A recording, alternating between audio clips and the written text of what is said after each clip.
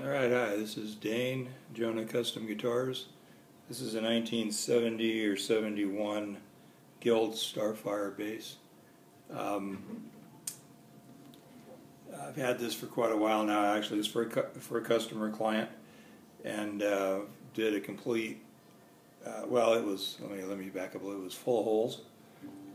Had 3 pickups in it, had a Gibson Veritone circuit that had been put into it.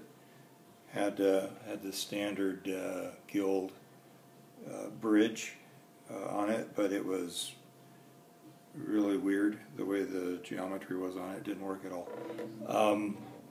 Had lots of extra holes. This has got 5 in it now, but it had about 9 that I actually took the lamination at the top, or actually the back. We went back in with a full active electronic system, and so cut a hole back here. But I took cores out of what I removed from here, and filled holes on the front of the guitar that were knob holes. And like I said, I know I filled 4 of them. I can see one, although it's very, very slight, and I don't think it shows up. Maybe I can hold it just right, but it's difficult because I oriented the grain, and then in the mahogany you can see that it's got lines that shadow across this way. You can see these lines, dark, light. So depending on how you rotate the plug of the piece I cut out to fill the control holes that were in here, I oriented them so that they're, the light and darks lined up, and so they're hard to spot, but they are. This one is visible. Actually, the other 3 I can't locate, so I feel like I did a pretty decent job with that. I'm very happy.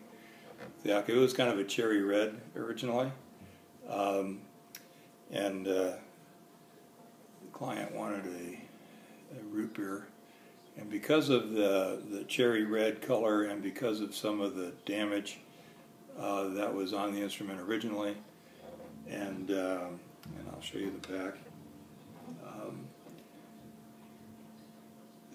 The back was in good shape actually, but in the cutaways here, once I got the original finish stripped off, there were sand throughs from the original finish that went all the way down into the maple core under the mahogany. And so anyway, long story short, I had to go, which I'm glad I did anyway. I like the look. I went dark around the edges, shaded darker there, and then left it a little more transparent in the center. The Alembic stop piece and bridge are something that the client wanted. These, I believe these are called Dark Star. I'm not a bass nut, otherwise I'd know this right without even thinking about it. But custom pickups from Dark Star, and then did a ramp. I'm also not a bass player, as I just mentioned, so there's the ramp under the strings that's the same height as the pickups, so that your fingers never go too far through the strings. Anyway,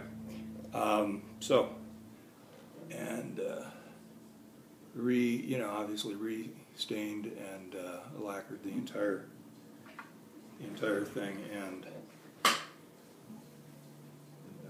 the back we got new Hipshot tuners, all that good stuff.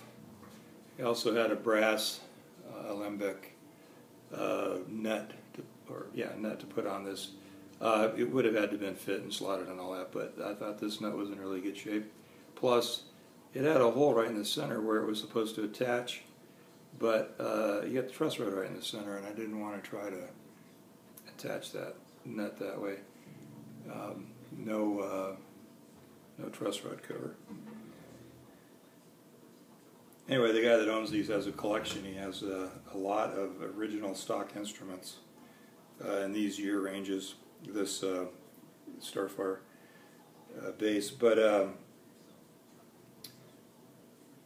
this one, like I said, was so full of holes and all that, he didn't feel that it was an issue taking some liberties with it, and for instance, the access in the back and the new electronics and that sort of thing. we weren't going to put it back together stock and make it look good, so we opted for this. I'm not a bass player.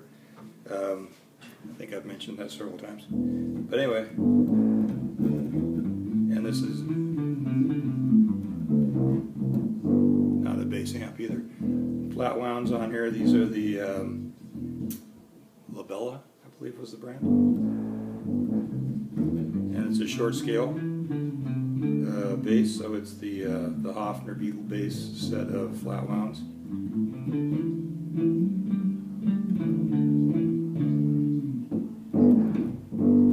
Anyway,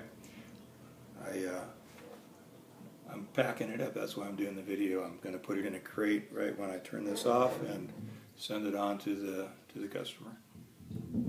Thanks for watching.